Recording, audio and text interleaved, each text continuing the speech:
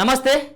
Congress party MLC ఇటీవలనే ఎన్నికైనటువంటి తీర్మార్ మల్లన్న కాంగ్రెస్ పార్టీలోకి వెళ్ళిన తర్వాత ఆయన యొక్క వ్యవహార శైలి మారుతుంది.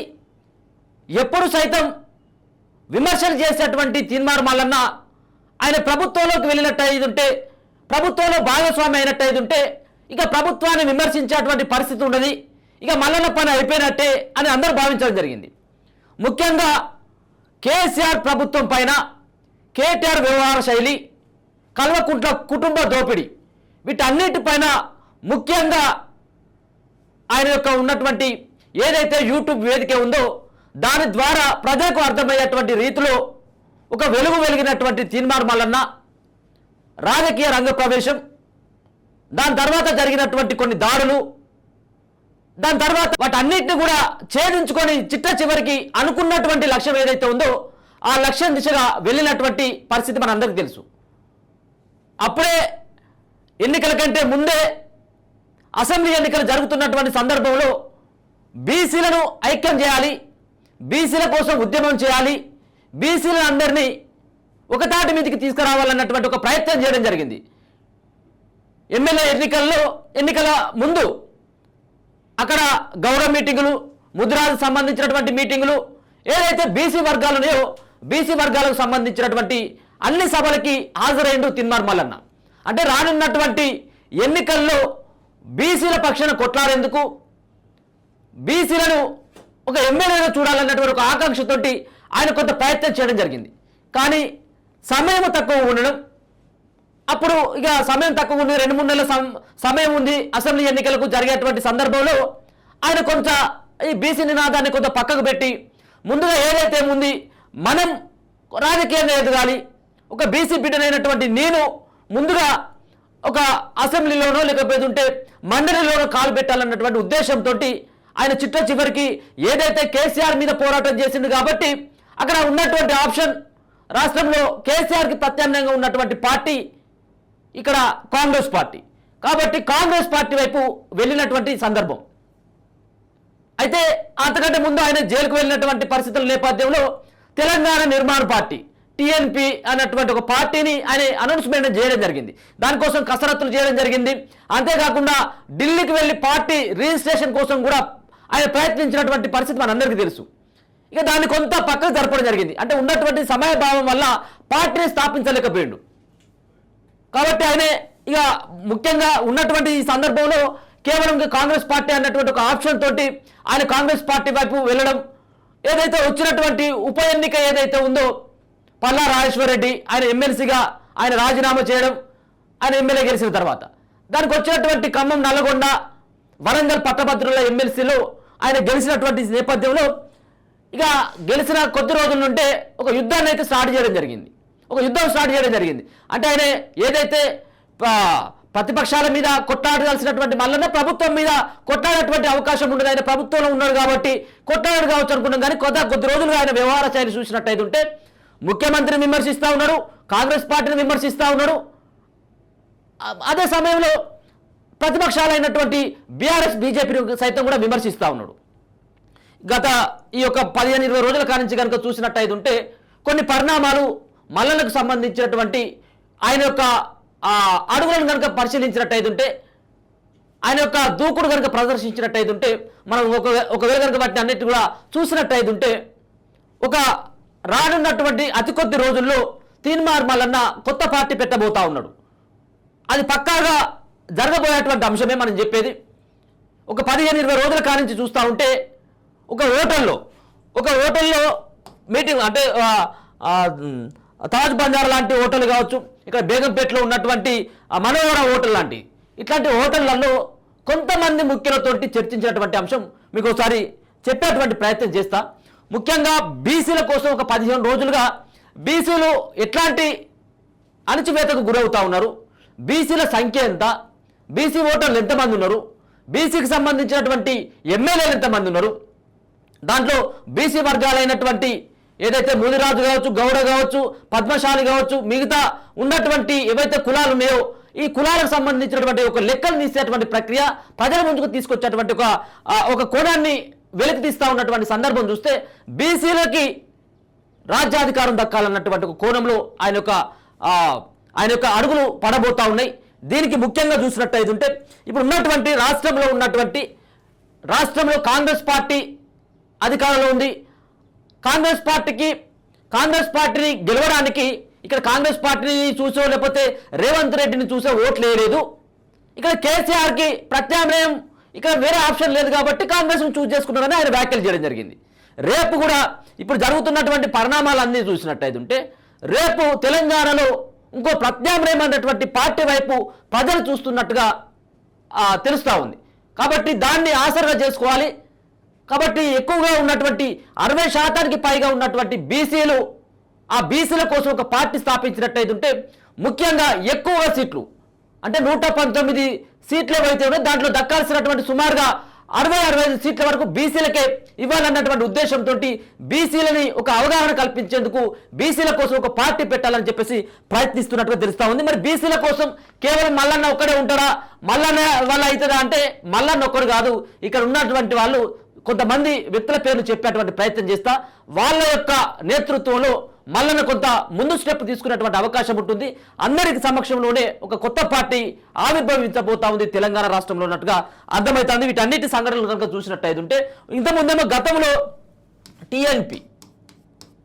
టీఎన్పీ పార్టీ అని చెప్పేసి దీనికోసం ఒక పెద్ద ఎత్తున కూడా ప్రచారం చేయడం జరిగింది. తెలంగాణ నిర్మాణ పార్టీ అని చెప్పేసి ఏదైతే ఆ పేరును అనౌన్స్మెంట్ చేయడం జరిగింది. తీన్మార్ మల్లన్నకు సంబంధించినటువంటి అంశంలో చూసినట్టయితే ఈయన వెనుక ఎవరున్నారు? కేవలం మల్లన్న ఒక్కడే ఉన్నాడా? మల్లన్న వెనుక ఉన్నటువంటి శక్తులు ఏంటి? మల్లన్నతో పాటు మరికొంతమంది ఒక కీలకమైనటువంటి ఒక 4-5 పేర్లు చెప్తాను.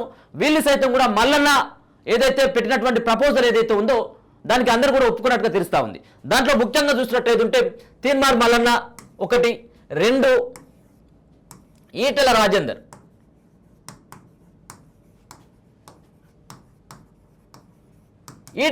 విషయాన్ని కనుక వచ్చినట్టయితే బీజేపీ పార్టీలో ఆయన ఇమడలేకపోతా ఉన్నాడు అన్నటువంటి విమర్శలు బయటకు వస్తున్నటువంటి సందర్భం.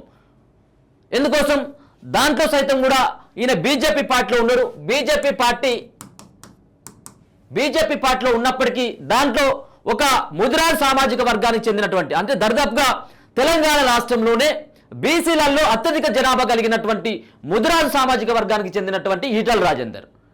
మరి ఈటెల రాజేందర్ కనుక బీసీ కొత్త పార్టీలో కనుక ఆయన ఉన్నట్టయితే ముదిరాజులంతా కూడా ఇటువైపు వచ్చేటువంటి ఆస్కారం ఉంటుందన్నటువంటి ఒక ప్రధాన భావనతోటి తీన్మార్ మల్లన్న ఉన్నట్టుగా తెలుస్తా ఉంది. దీనికోసమే సంప్రదింపులు కూడా పూర్తి కావడం జరిగింది. ఒక పక్కన ఇదే బీజేపీ పార్టీకి రెడ్డి సామాజిక వర్గం ఎవరు కిషన్ రెడ్డి, ఈ కిషన్ రెడ్డి దీనిలో రెడ్డి పెత్తనమే బీజేపీలో. మరొక పక్కన ఇదే ముదిరాజు సామాజికానికి చెందినటువంటి వ్యక్తి బండా ప్రకాష్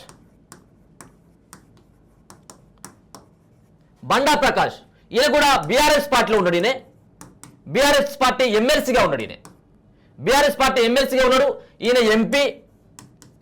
ఈయన సైతం కూడా బండా ప్రకాష్ కూడా తీన్మార్ మల్లన్న ఆహ్వానించినట్టుగా తెలుస్తా ఉంది. వీళ్ళందరూ ఎవరైతే ఇప్పుడు రాష్ట్రంలో పార్టీలను నమ్మేటువంటి పరిస్థితి లేదు. ఈ రోజు అంతా కూడా కులాల మీద మతాల మీద నడుస్తూ ఉన్నటువంటి సందర్భాన్ని కూడా చూస్తూ ఉన్నాం. కాబట్టి ఇక్కడ బీసీ నినాదం ఎత్తుకొని ఇక్కడ పార్టీని స్థాపించేటువంటి అవకాశం కనబడతా ఉంది. బండా ప్రకాష్తో పాటు మరొక పక్కన ఈయన ఏదైతే ఎంపీగా రాజ్యసభ సభ్యుడిగా ఉన్నటువంటి ఆర్ కృష్ణయ్య, ఈయన చాలా ఏళ్ళుగా బీసీల కోసం బీసీ రిజర్వేషన్ల కోసం కొట్లాడుతున్నటువంటి వ్యక్తి. ఈయన రాజ్యసభ సభ్యుడు ఎంపీ. ఈయన కూడా బీసీల కోసం చాలా ఏళ్ళుగా కష్టపడుతున్నటువంటి వ్యక్తి. ప్రతి సభలో కూడా బీసీలకు ఏదైనా సంబంధించినటువంటి అన్యాయం జరిగినప్పుడు ఆయన యొక్క గొంతై నినాదిస్తున్నటువంటి వ్యక్తి ఆర్ కృష్ణయ్య. మరొక పక్కన ఇంకా ఇటీవల కాలంలో చూస్తూ ఉంటే చిరంజీవులు రిటైర్డ్ ఐఏఎస్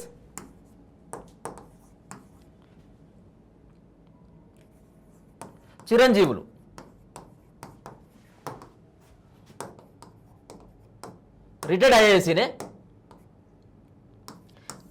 వీళ్ళు ముఖ్యంగా ఏదైతే ఇటీవల కాలంలో చూస్తూ ఉన్నటువంటి సందర్భంలో ముఖ్యంగా వీళ్ళ సమక్షంలోనే బీసీలకు సంబంధించినటువంటి అన్ని మీటింగ్లు జరుగుతూ ఉన్నాయి. మొన్న మనవర హోటల్ కావచ్చు, తాజ్ బంజారా కావచ్చు, ఇంకా కొన్ని చోట్ల రహస్యమైనటువంటి మీటింగ్స్ అయితే కూడా జరుగుతూ ఉన్నాయి. దేనికోసం? పార్టీ స్థాపించడం కోసం. వీళ్ళందరూ కూడా ఈయన ఇప్పుడు సిట్టింగ్లో ఉన్నటువంటి వాళ్ళే. ఈటల రాజేందర్ ఎంపీగా ఉన్నాడు, తీన్మార్ మల్లన్న ఎమ్మెల్సీగా ఉన్నాడు, బండా ప్రకాష్ ఎమ్మెల్సీగా ఉన్నాడు, ఆర్ కృష్ణయ్య ఎంపీగా ఉన్నాడు, చిరంజీవులు ఆయనే రిటైర్డ్ ఐఏఎస్ ఆఫీసర్. ఈయనే బీసీల కోసం ఉద్యమిస్తున్నటువంటి వ్యక్తిగా చెప్పుకోవచ్చు. రాజారాం యాదవ్ కావచ్చు, మొన్న బీసీ ఉద్యమాలు చేసినటువంటి, నిరాహార దీక్షలు చేసినటువంటి, ఆమరణ నిరాహార దీక్షలు చేస్తున్నటువంటి కొంతమందిని గ్యాదర్ చేయడం జరిగింది. దీంట్లో భాగంగా ఇంకొక పక్కన కూడా బీసీ అయినటువంటి, అంటే వీళ్ళు వస్తారా రాననేది రెండో అంశం, కానీ మిగతా సంబంధించినటువంటి కొంతమందితో ఎవరైతే హనుమంతరావు, ఈయన కాంగ్రెస్ పార్టీ సీనియర్ నాయకుడు హనుమంతరావు, మరొక పక్కన మధుసూదనాచారి, ఇంకొక పక్కన మధుసూదనాచారి, శ్రీనివాస్ గౌడ్, వీళ్ళందరూ కూడా రాజకీయ అనుభవం ఉన్నటువంటి వ్యక్తులు. వీళ్ళందరూ ఎంపీలుగా, ఎమ్మెల్సీలుగా, మంత్రులుగా చేసినటువంటి వ్యక్తులు. వీళ్ళు రానున్నటువంటి రోజులలో ఈ బీసీలంతా కలిసి ఒక పార్టీని స్థాపించేటువంటి అవకాశం కనబడతా ఉంది. ఇక రెడ్డి సామాజిక వర్గానికి వచ్చినట్టయితే ప్రధానంగా ఈ 3 పార్టీలు ఏవైతే ఉన్నాయో, ఒక పక్కన బీఆర్ఎస్ పార్టీకి పెద్ద దిక్కుగా ఉన్నటువంటి కల్వకుంట్ల చంద్రశేఖరరావు, వెలమ సామాజిక వర్గం, కిషన్ రెడ్డి, ఆయన బీజేపీ పార్టీ అధ్యక్షుడు, కేంద్ర మంత్రి, ఆయనే రెడ్డి సామాజిక వర్గం. మరో పక్కన ఇప్పుడున్నటువంటి ముఖ్యమంత్రి రేవంత్ రెడ్డి, రెడ్డి సామాజిక వర్గం. అంటే ఎక్కువగా 3.5-4% ఉన్నటువంటి రెడ్డిలంతా కూడా పార్టీలను శాసిస్తున్నటువంటి నేపథ్యంలో 60% పైన ఉన్నటువంటి బీసీలు మరి ఎందుకు ప్రాతినిధ్యం వహించకూడదు? జనరల్ స్థానాల్లో సైతం కూడా 60-65% ఉన్నటువంటి బీసీలు, కేవలం 2-2.5% ఉన్నటువంటి ఓసీలు, ఆ ఓసీలకు ఓట్లు వేయడం ఏంటి? బీసీలు జనరల్ స్థానంలో బీసీ కదా గెలవాల్సింది, ఓసీలకు ఎందుకు ప్రాతినిధ్యం వహిస్తూ ఉన్నట్టు? ఎందుకు వాళ్ళకి మనం బీసీలో అందరూ కూడా ఐక్యత లేక ఇక్కడ రెడ్డి సామాజిక వర్గానికి సంబంధించిన కొంతమంది ఇన్ఫ్లుయెన్స్ చేసి వాళ్ళకు ఉన్నటువంటి ఏదైతే డబ్బు బలం ఉందో వాటిని అంతా కూడా ఎరగా చూపి బీసీల ఓట్లని కొల్లగొట్టుకుంటా ఉన్నారు, బీసీల ఓట్లని వాళ్ళ వైపు తిప్పుకుంటా ఉన్నారు. పథకాల కోసం వాళ్ళ ఇంట్లో చుట్టూ బీసీలను తిప్పుకున్నటువంటి పరిస్థితి ఎందుకు వస్తూ ఉంది అన్నటువంటి దానిపైన ముఖ్యంగా మల్లన్న కాన్సన్ట్రేషన్ చేయడం జరిగింది. ఇటీవల కొన్ని చూస్తా ఉన్నాం, ఆయన సంబంధించినటువంటి ప్లాట్ఫామ్ పైన ముఖ్యంగా బీసీలకు సంబంధించినటువంటి బీసీల కోసం ఏం చేయాలి, బీసీలంతా కలిసి ఎట్లా ఉద్యమం చేయాలి, కులగణన చేస్తే బీసీలకు ఎట్లాంటి ఉపయోగం ఉంటుంది, బీసీల రిజర్వేషన్లను ఏదైతే దుర్మార్గుడైనటువంటి కల్వకుంట్ల చంద్రశేఖరరావు మరి 32% ఉన్నటువంటి రిజర్వేషన్లను 24%కి తీసుకొచ్చి గ్రామ పంచాయతీ ఎన్నికల్లో ప్రాతినిధ్యం లేకుండా, మరో పక్కన మొన్న జరిగినటువంటి ఎంపీ, ఎమ్మెల్సీ, మరొక పక్కన ఎమ్మెల్యే స్థానాలకు సంబంధించినటువంటి బీసీలకు దక్కాల్సినటువంటి సీట్లు దక్కలేదు. కాబట్టి ఇప్పుడు ఉమ్మడిగా పోరాడాల్సినటువంటి అవసరం ఉంది. బీసీలంతా కూడా వాళ్ళకు అవగాహన కల్పించాలన్నటువంటి ఒక ఉద్దేశంతో ప్రధానంగా తీన్మార్ మల్లన్న ఆయన నేతృత్వంలో ఒక పార్టీని స్థాపించాలని చెప్పేసి ప్రధానంగా ఒక చర్చ నడుస్తూ ఉంది. ఇక మరొక పక్కన రేవంత్ రెడ్డిని సైతం కూడా, అంటే ఇటీవల చూస్తూ ఉన్నాం, ఆయన మాట్లాడినటువంటి మల్లన్న గారు మాట్లాడినటువంటి మాటలు చూస్తే ఇలా తెలంగాణ రాష్ట్రంలో కాంగ్రెస్ పార్టీ అధికారంలోకి వచ్చిందంటే ఇలా రేవంత్ రెడ్డి ముఖ్యమంత్రి అవుతాడు అనేది కాదు, కాంగ్రెస్ పార్టీని చూసి ఓట్లు వేయడం జరిగింది, రేవంత్ రెడ్డిని చూసి వేసినటువంటి ఓట్లు కావని కొంత విమర్శలు చేయడం. మరో పక్కన రెడ్డి సామాజిక వర్గానికి చెందినటువంటి నల్గొండకు చెందినటువంటి కోమటిరెడ్డి రాజగోపాల్ రెడ్డి కావచ్చు, కోమటిరెడ్డి వెంకటరెడ్డి కావచ్చు, వీళ్ళని ఉద్దేశిస్తూ కొన్ని వ్యాఖ్యలు చేసినటువంటి కావచ్చు, వాళ్ళని విమర్శించినటువంటి, ఎట్టి పరిస్థితుల్లో రానున్నటువంటి రోజులలో మిమ్మల్ని గెలవనివ్వమని చెప్పేసి ఆయన శపథం చేసినటువంటి విధానం చూసినట్టయితే రెడ్డి సామాజిక వర్గం బీసీల పైన అణచివేత కార్యక్రమానికి పూనుకుంది. కాబట్టి వాళ్ళను అణచివేయాల్సినటువంటి ఆస్కారం ఉంది, అవకాశం కూడా మనకు ఉంది. కాబట్టి దీన్ని యూటిలైజ్ చేసుకోవాలి. ముఖ్యంగా రాహుల్ గాంధీ ఇచ్చినటువంటి ఏదైతే కులగణన ఏదైతే ఉందో, కులగణన చేయడం ద్వారా ఖచ్చితంగా బీసీలకు న్యాయం జరుగుతుందని చెప్పేసి ప్రధానంగా ఆయన నమ్ముతా ఉన్నాడు. మరో పక్కన రాజీనామా చేసే అటువంటి యోచనలో తీన్మార్ మల్లన్న ఉండకపోతా ఉన్నాడు.